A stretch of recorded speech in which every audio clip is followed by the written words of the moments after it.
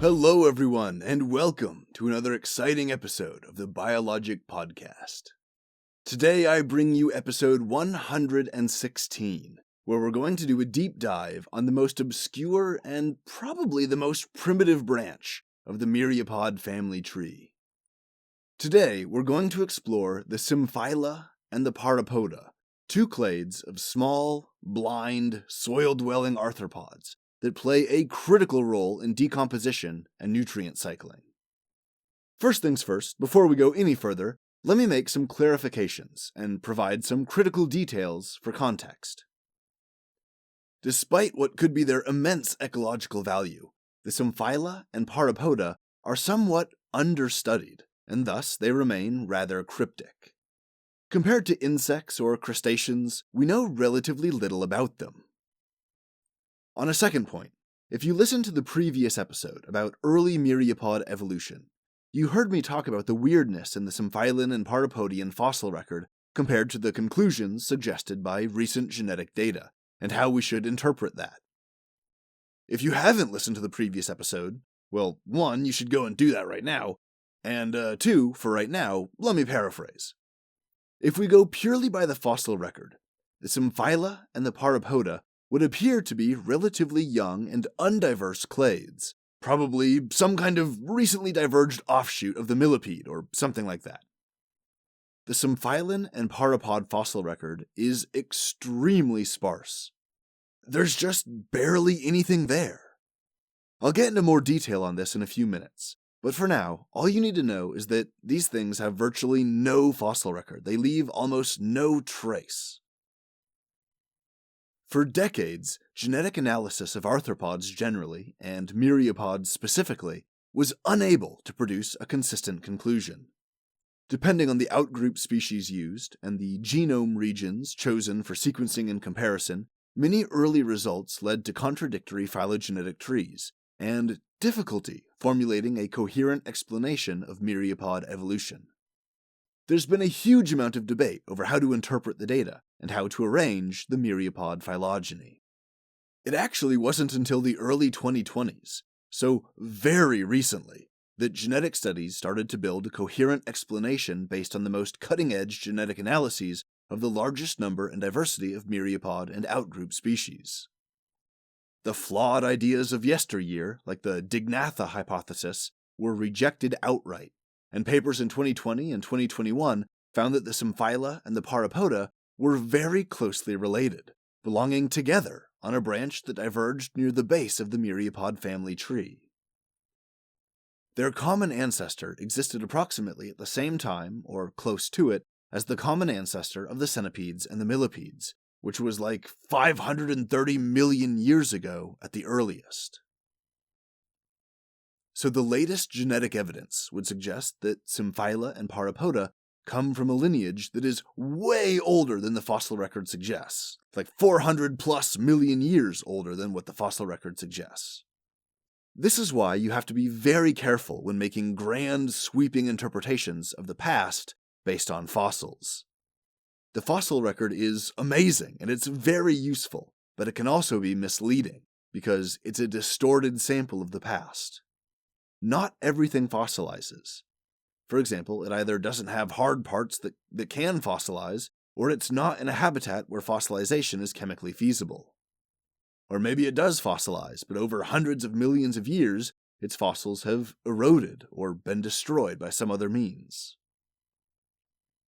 Unfortunately, all of these factors apply to the Symphyla and the Pauropoda.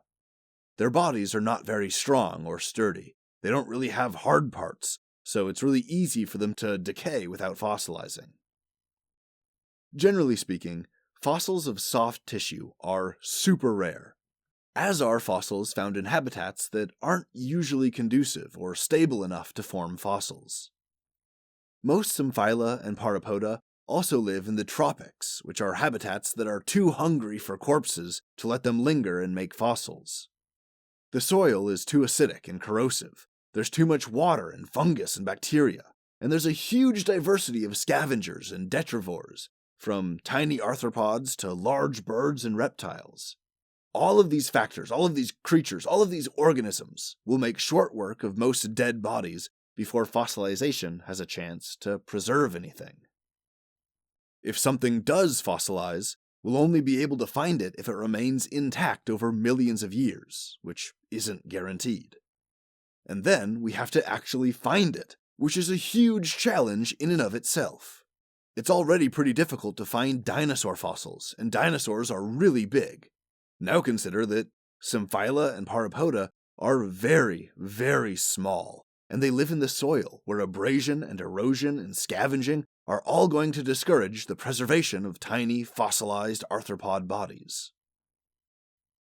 When you take all of these compounding problems into consideration, you have a pretty robust explanation for why certain groups of species are virtually impossible to find in the fossil record, despite there being genetic evidence to suggest they've been here, living in the world's soils, for at least the last 430 plus, maybe 530 million years. That's also why pretty much the only fossil evidence we have of them comes from 100 million year old amber deposits. For these things to be preserved over this span of time, they basically have to get trapped in amber, which then solidifies and is stable, kind of like a really robust glass, and only then can their bodies be preserved for 100 plus million years. Okay, so that was all my housekeeping. Now, it's finally time to look closer at the Symphyla and the Pauropoda. Let's begin where we left off in the last episode, with the Myriapods making it onto dry land and diversifying from there. The Symphyla ancestors almost certainly existed around this time, 430 million years ago, perhaps even older than that.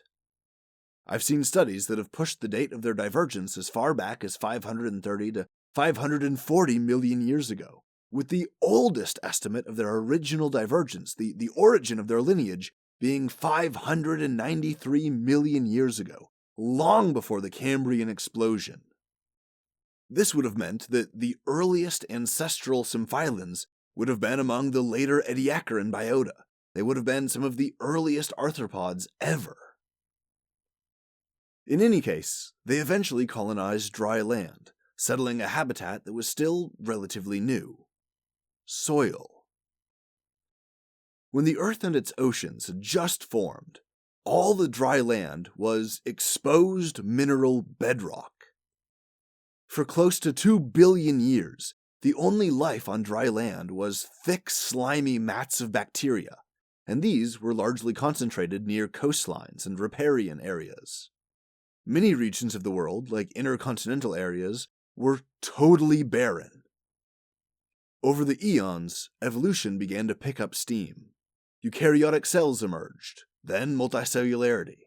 At some point, approximately 1.5 billion years ago, the first fungi had evolved in the oceans, and by about 1 billion years ago at the earliest, and close to 450 million years ago at the latest, the fungi had transitioned onto dry land.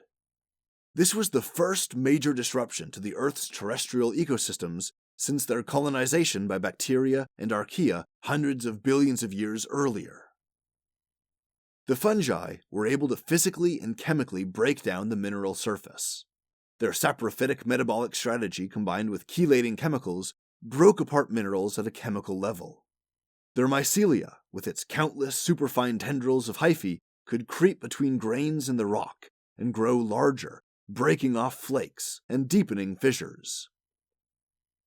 Combine the activity of the fungi with natural erosive processes like wind and rain, and you begin to see how this bare mineral surface was having its upper layer gradually worn down into flakes and dust.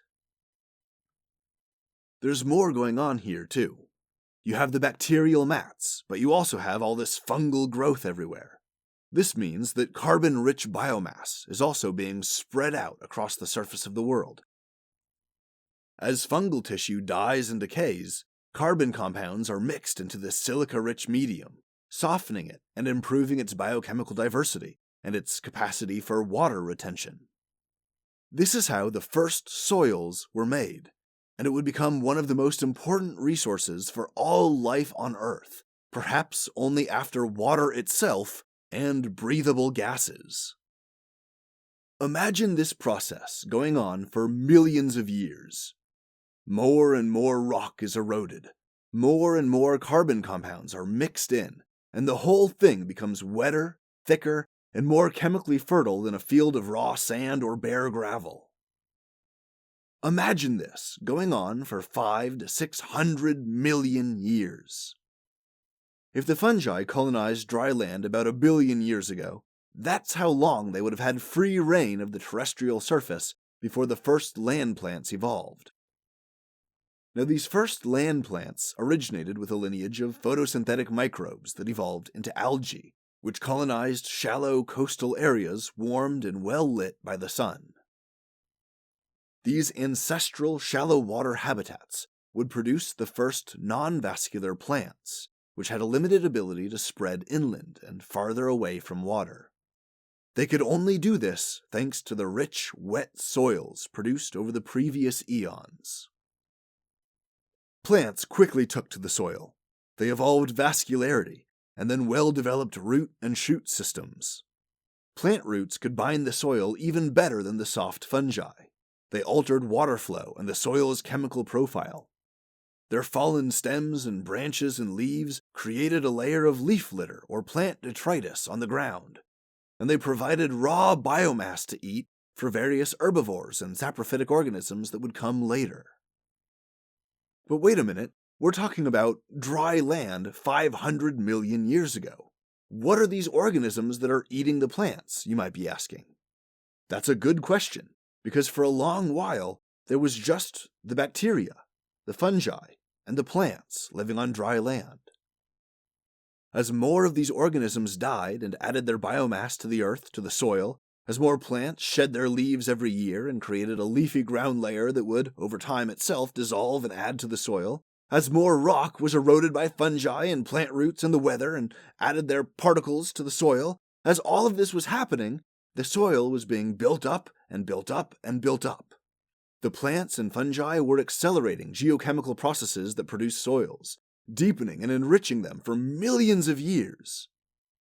Eventually, they created amazing primordial terrestrial ecologies that were completely empty of any animals. But about 430 to 450 million years ago, the Myriapods changed that.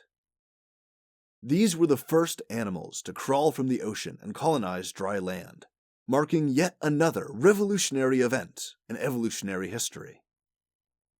Unfortunately, the Myriapod fossil record is pretty meager, and when you're digging up fossils from this far back in time, pretty much all of the fossils we have are degraded fragments that are difficult to interpret. Our knowledge of the earliest land Myriapods is limited, to say the least. For example, as I mentioned earlier, we have robust genetic data suggesting the Symphyla and Pauropoda are both from a lineage that branched off from the ancestral line pretty early, around 430 million years ago by the youngest estimates, and over 590 million years ago by the oldest estimates, which would put them way before the Cambrian explosion. What we don't know is what those ancestral Symphyla and Pauropoda looked like. We don't have any fossils from this ancient Cambrian or Precambrian time period to inform us. In fact, the fossil of just a single specimen has been recovered from Burmese amber, which is about 99 million years old. The next oldest Symphylan fossils include fewer than 10 specimens found in Baltic amber from the early Eocene. The Eocene spanned roughly 56 to 34 million years ago, so it was an epoch that saw the recovery of global ecosystems after the asteroid impact that killed the dinosaurs about 10 million years earlier. Now, unless I missed a study that came out really recently, this is more or less the full extent of the Symphylan fossil record.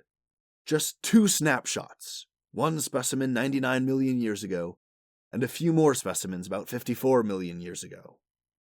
If you think that's bad, if you think that fossil record is a wretched tragedy, it's even worse for the pauropods.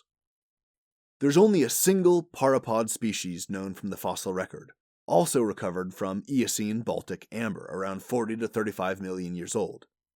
It's called Eoparopus balticus, and apparently Among all the ancient animals discovered in this particular field of fossilized amber, these are the rarest. There's no other species here stuck in this ancient amber that has fewer individuals represented than the Eoparopus balticus. So the overall point here is that their fossil record is abysmal and almost entirely empty, but there are tantalizing hints of an origin that actually predates the Cambrian explosion 542 million years ago. These hints come in the form of very recently performed studies on myriapod genetics. But much more research is needed before we can come to any firm conclusions. Despite how it may seem, understanding the origin and early history of the symphylans and pauropods is not entirely hopeless. We have morphological studies, and those from time to time can be pretty useful. Morphological analysis has linked these ancient fossils to their modern counterparts, and it can give us clues as to the animal's behavior, ecology, and life strategy. The Symphyla and the Pauropoda are very similar morphologically, behaviorally, and ecologically. For example, they're both very pale, if not translucent, as a result of their tissues lacking virtually any kind of pigmentation. This ghostly or milky white complexion gives the species in each class a uniform appearance, like they're all part of the same organization or social club with the same outfit. It just comes in different sizes, with a bit of variation in the number of leg spots. This is, of course, an adaptation to living in the darkness of the soil. There's little to no light once you dig deep enough, so there's no need for eyesight. They don't need to see anything. They don't need vision. And as a result, all symphylans and pauropods are blind. It's not that their eyes are non-functional, it's not that they have retinas, but they're just mutated so that they don't work. It's that they just don't have eyes. Their entire visual system, from the muscles around the eyeballs to the visual processing centers in the brain, it all uses a tremendous amount of energy. It's one of the most calorically expensive senses that any animal has. And as eyes are less than useful in a pitch-dark environment, there was significant evolutionary pressure to lose them. Although they do retain the genes for some of the architecture of the eye, including the nerve tissue in the circuit connecting the eye to the brain. It's just that these genes are largely turned off, they're not expressed, and thus, no eyes. And on that note, about a third of all centipedes and millipedes are also blind, because they spend more time in the soil or in caves than they do out in the open or on or near the soil surface. Instead of eyes, they use a pair of antennae as their primary means of probing and sensing the world around them. The antennae are usually long and clearly segmented. In the Symphyla, the antennae are typically the largest appendages on the body. In the Pauropoda, the antennae are shorter and they branch apart into 3 flagella-like structures with sensory organs at the tips. They wave or rotate their antennae at a strangely energetic frequency, constantly scanning and feeling out the environment ahead. Now, the Pauropoda don't have eyes, but they do have a type of pigmented cell that's light-sensitive, and this can tell them if a light source is getting closer or farther away, or if there's a shadow overhead. But these aren't really eyes in the true sense, as they don't form images. At the base of the antenna, there's small disc-shaped structures called the organs of Tomasvari, which are believed to sense vibrations, or maybe light, or humidity. The function isn't quite clear. The Symphyla and Pauropoda are both small, pale, and cylindrical. They both have species with a global or near-global distribution, but most of them are concentrated in the tropics. For example, within Pauropoda, there are 2 orders: the physically smaller Tetramerocerata, which have a near-global distribution, and the physically larger Hexamerocerata, which are found only in the soils of tropical jungles, from the Amazon to the Congo to Southeast Asia and the southern forests of Japan. The Symphyla have relatively long lifespans for such small creatures. Depending on the species, it takes about 4 to 6 months from hatching out of the egg to reach sexual maturity and start reproducing on their own. Their total lifespan, assuming they aren't killed by a predator or an adverse environmental event, can be up to 4 years long. It's not bad for such a little bug. When they reach sexual maturity, the males begin to construct spermatophores, which they leave behind for females. The male will produce a mass of sperm in a jelly-like substance, which he'll take from his armored genitals and shape into a ball called a spermatophore. The male will use his primitive spinnerets to weave short strands or stalks of silk, which the spermatophores are then mounted upon. The silk is a viscous fluid that's extruded and then hardens into a sturdy but elastic fiber when it comes into contact with the air. The Symphyla males can be identified by the presence of curved genital plates, protecting their ejaculatory ducts and their seminal vesicles. This is the only known sexually dimorphic feature in the Symphylans. In other words, aside from this curved genital armor on the males and females are otherwise completely identical. Anyway, a female Symphylan will detect the spermatophore, likely through its odor, and she'll approach it. The female will begin to consume the spermatophore, but instead of ingesting it, the spermatophore jelly is stored in compartments called nathal pockets, where it can be retrieved for later use. The female will go out and find a suitable place to lay eggs. She'll extract the eggs from the oviduct with her mouthparts, place them somewhere safe and stable, and then chew on them a bit to weaken the outer layers. Once this is done, the eggs are ready to be fertilized. The female will either retrieve some of that stored sperm from the nathal pockets and smear it all over the eggs, or she'll put the eggs in her mouth and swish them around, washing them in the sperm stored in the nathal pockets. However fertilization is achieved, the female will stay nearby and guard the clutch of eggs until the larvae begin to hatch. In the Pauropoda, what little we know about their reproduction suggests that they also use a similar system. For example, like all other myriapods, the Pauropoda are gonochoric, which means they only have 2 sexes, and each individual is either male or female. Furthermore, like the Symphyla, the males have been observed producing spermatophores and mounting them on silk stalks for females to find and consume. A curious difference is that the Pauropoda includes several species that are, as far as we know, all female, and instead of using spermatophores mounted on little bits of silk, they reproduce through parthenogenesis. However, where the Symphyla appear to engage in external fertilization, or at least they remove the egg from the oviduct before they fertilize it somehow, the Pauropods appear to use internal fertilization. The female will approach the spermatophore from an angle that allows it to enter the genital cavity and be retained.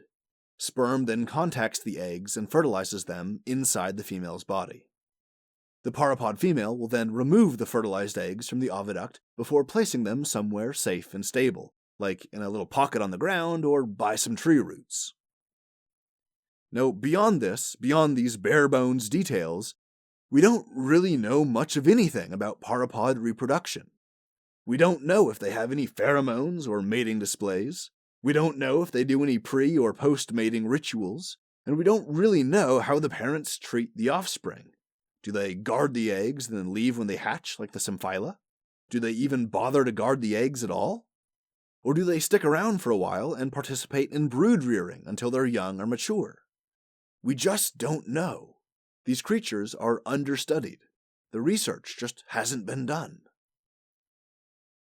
Other similarities between the Symphyla and the Pauropoda include their weakly sclerotized exoskeletons, which means they're soft and relatively easy to puncture or break relative to other arthropods. In Symphylans, only the top of the head is thickly sclerotized and durable. This dense, strong tissue forms what is called the head capsule. Pauropods don't even have a head capsule or anything analogous. They have slightly thickened tissue along their backs in the form of the plates on some of their body segments, but besides this, they're also really soft and fragile. There are lots of details like this. The Symphyla and the Pauropoda have a lot of similarities, with tiny, subtle differences. For example, both groups have a pair of spiracles, but only Symphyla have developed trachea. They have tracheal networks in the first 3 segments of the body, whereas the Pauropoda typically don't have any trachea. They're small enough that diffusion seems to work pretty well on its own, in the absence of a developed tracheal system. In the Symphyla, the spiracles are connected to a sturdy tracheal tube that runs through the anterior portion of the animal and serves as an anchor for muscles, and a stem from which small tracheal bundles branch off to supply oxygen to some other section of the body, like the muscles in the legs or the very active antenna and mouth parts. Some of their traits that are more visible to the naked eye include their raw physical size. The Symphyla tend to be larger. On average, they're about 2 to 10 millimeters long. There's even a cave-dwelling species in Tasmania called the Hansenella magna, which can grow up to 30 millimeters long. In contrast, the Pauropoda are smaller. They're typically 0.5 millimeter to no more than 2 millimeters long. They're also much stubbier and plumper. Where the Symphylans look like small, pale millipedes, the Pauropods look like tiny grains of rice with little legs. This size difference can also be seen in their number of legs. The Symphyla are born with 6 pairs of legs, but with each molting event they can add another body segment or 2, and these come with another pair of legs. Depending on the species, adult Symphyla can have 10, 11, or 12 pairs of legs. There's a few curious features at the base of each Symphylan's leg, near what would be analogous to the inner thigh. One feature is a small, hard spine that points down, acting like a built-in hook or lever that helps the Symphylan get leverage and crawl through the soil. Another feature is the coxal sac, a bulbous organ that helps absorb water and maintain osmotic pressure and fluid balance. This organ has been used to link the Symphyla and the Myriapods more generally to the insects, as many of the primitive insects also had analogous, or should I say, homologous hydrostatic structures. Now the Pauropods are born, depending on the species, with 3 to 6 pairs of legs, and they end up as mature adults with 9 to 11 pairs of legs.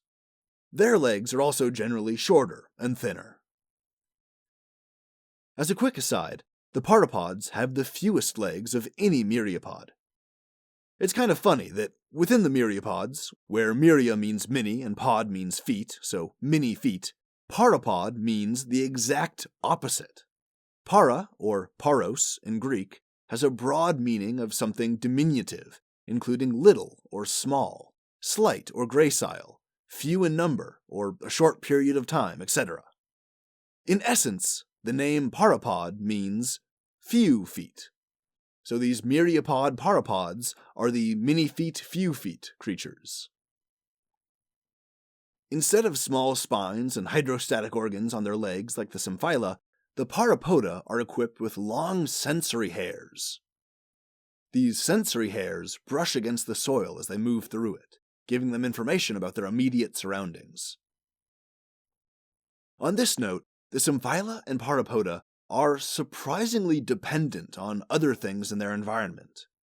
They're just too small and weak, and their bodies are too soft to dig through the soil and push clumps of dirt and mud out of their way. They can't make their own burrows or anything like that. So instead, both groups are restricted to moving through air gaps in the soil, moving along the paths of plant roots, or scurrying through the burrows, tunnels, and crevices created by other animals. There's another interesting feature on the Pauropods that can help us identify them. At the end of their body, mounted on the back, they have a distinctive anal plate. Now this structure is no more than 1 or 2 hundredths of a millimeter wide, but it's highly variable, so much so that it's really useful for identifying the species. The distinctive anal plate forms early in development, and it can be used to diagnose a species in its earliest larval stages. The anal plate has basic differences in size and shape, but also differences in texture. Many pauropod species have anal plate appendages like spines or bumps. These vary in their number, in their size and shape, in their placement and orientation, and so on. All of these various features and their permutations are what makes the anal plate so distinctive and so characteristic for each particular species. The Symphyla, thanks to their longer legs, are known for their rapid movement. They can crawl very quickly across the land and through the soil, almost as if they were sliding or even gliding along. They can be found up to a meter deep, although most Symphyla tend to cluster in the upper 50 centimeters or so. The Pauropoda exhibit slightly different movement patterns. They tend to move in short bursts of high speed, often making sudden and seemingly random changes in direction. The Pauropoda also tend to move vertically through the soil. They move down deeper into the soil to avoid sunlight, but they'll adjust their position and move up or down depending on the moisture levels. They'll desiccate if the substrate is too dry, but they'll drown or suffocate if the soil is too wet. They chase a sweet spot, an intermediate level of soil moisture that's comfortable for them, but this means they need to move around a bit in response to the day-night cycle as the sun dries out the soil, as well as responding to rain and other stuff like that. It's not understood if the Pauropods have territory or home areas that they defend, so we don't know if this is part of their calculations for all of their seemingly random and energetic movement. We also don't know if they communicate with each other, not just for finding a mate, but more general communication. For example, do they live in hives or nests where they communicate with each other about the location of food sources? They seem pretty dispersed, but who knows? They're pretty mysterious, and this, perhaps, makes them all the more fascinating. In the 19th century, there was an English scientist, banker, polymath, and general badass named John Lubbock, who studied lots of things, among them Pauropods. He had a wonderful quote that I want to share with you describing the behavior of the Pauropods in comparison to their other myriapod cousins. While analyzing the Pauropod species Pauropus huxleyi, Lubbock described it as, quote, "a bustling, active, neat, and cleanly little creature. It has, too, a look of cheerful intelligence, which forms a great contrast to the dull stupidity of the diplopods, or the melancholy ferocity of the chylopods." Unquote. Now there's a wide degree of subjective interpretation here, but nonetheless, his characterization of the various myriapod clades is brutal, succinct, and hilarious. Now let's get into a subject that has immense ecological importance. It's what they eat, or their diet. For the most part, the Symphylans and the Pauropods both live in the soil and leaf litter. They can be found under stones, inside rotting logs, in the slimy layers of detritus and leaf litter on the forest floor, under carpets of moss, and in all other kinds of dark, damp, ground-based habitats. The Symphyllans are most heavily concentrated in soft, aerated loam soils, where nutrients are plentiful, water drainage is good, and there's plenty of air voids that they can crawl around in. Symphyllans are uncommon in clay soils, as clay tends to be too thick, and when it rains or floods, it becomes a suffocating anoxic sheet of mud. Symphyllans prefer the soil to be a crisp 15 to 21 degrees C, but they're remarkably tolerant to a wide range of temperatures. Those used to warm climates and eating live plants can tolerate as low as 5 degrees Celsius before they shut down and go dormant for their own safety. Most of them are herbivorous detrivores, who eat dead and decaying plant matter, from fallen leaves to fallen logs and everything in between.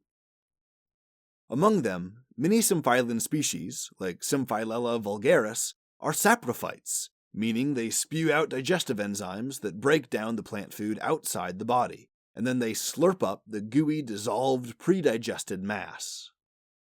Some Symphylans eat the tissues of living plants, often causing extensive damage to their roots and seeds. Root hairs are particularly vulnerable. A plant's root hairs are very small, cell-scale projections coming off the main root. They're like little tentacles that are, more or less, chains of single cells. They have a very high surface area to volume ratio, so they're excellent at absorbing water and water-soluble nutrients. They're also the perfect size for a meandering Symphylan to take a bite and totally destroy. If a plant has its root hairs largely eaten up by these small myriapods, that plant can suffer or even die from an impaired capacity for water absorption. For this reason, there's a few species of Symphylan and Pauropod who are known agricultural pests. A well-known species is the garden Symphylan Skewitgarella immaculata, which is notorious among farmers for destroying their crops. But they're not purely herbivorous or omnivorous detrivores. There's at least one known species of Symphylan that's predatory. In a 2003 study of Symphyla, individuals of the species Symphyla communa were found to have guts filled with, quote, many appendages, mandibles, antennae, and cuticle fragments of some other microarthropods, such as pauropods and collembolans, unquote. So in addition to eating up dead plant matter, they also snatch up tiny arthropods unlucky enough to get in their way, or they may even actively hunt them. The pauropods are a bit more cryptic. They appear to have a more varied diet than their Symphylan cousins, but we don't know the full menu. We don't have an exhaustive list of their food items. What we do know is that many species are herbivores and herbivorous detrivores. We know that some of them munch on moss and mold. They eat the hyphae of fungal mycelia, typically using the hyphae like it was a straw to suck out all of the juicy inner guts of the fungal cells. One species is known to eat root hairs, like many of the Symphylans, and at least one other species, St. Paulia ionantha, is known to munch on flower petals. Okay, so the typical diet of the Symphyla and the Pauropoda is dying and decaying plant matter. Why is this so ecologically important? Well, it turns out this is actually a super valuable part of soil ecology and forest ecology and the broader biome ecology as a whole. These myriapods accelerate the breakdown of the plant matter by physically decomposing it with their mandibles and by chemically decomposing it with their digestive system, and they secrete the chemically degraded waste. This metabolic activity returns valuable nutrients to the soil in easily bioaccessible formats. For example, nitrogen is typically locked up in the triple bond of molecular nitrogen gas found in the atmosphere. The triple bond between the two nitrogen molecules is extremely hard to break. The only physical processes that can break it apart and turn that nitrogen into more reactive, bioaccessible forms of nitrogen is lightning and UV radiation. At the biochemical level, there's only a handful of soil-bound bacterial species that possess genes for enzymes that can fix this molecular nitrogen into more bioavailable stuff, like nitrites, nitrates, and ammonia. These resources are absolutely critical for plant life, to the point that nitrogen deficiency is one of the most common causes of stunted growth and premature death in both wild plants and agricultural crops. Nitrogen is often a limiting resource for plant growth, and virtually every fertilizer includes nitrogen as one of its big three ingredients, alongside phosphorus and potassium. Now, the Symphyla and the Pauropoda can't fix nitrogen like those bacteria can, but by breaking apart the dead plant tissue and chemically degrading it, they can make all of those nitrogenous compounds more accessible to other organisms. It's easier for bacteria, fungi, and plants to metabolize and integrate that nitrogen, and this facilitates their growth. More fertile soil means more plants and bigger plants, which means more ecological contributions in the form of food for herbivores, physical habitat for smaller organisms that live on grasses, flowers, leaves, and trees, and physical contributions to soil consistency, water flow, wind patterns, and so on. More food and shelter and environmental stability means more herbivores and detrivores will come in and begin inhabiting an area. And following them will come all manner of carnivorous predators, which means a more complex food web.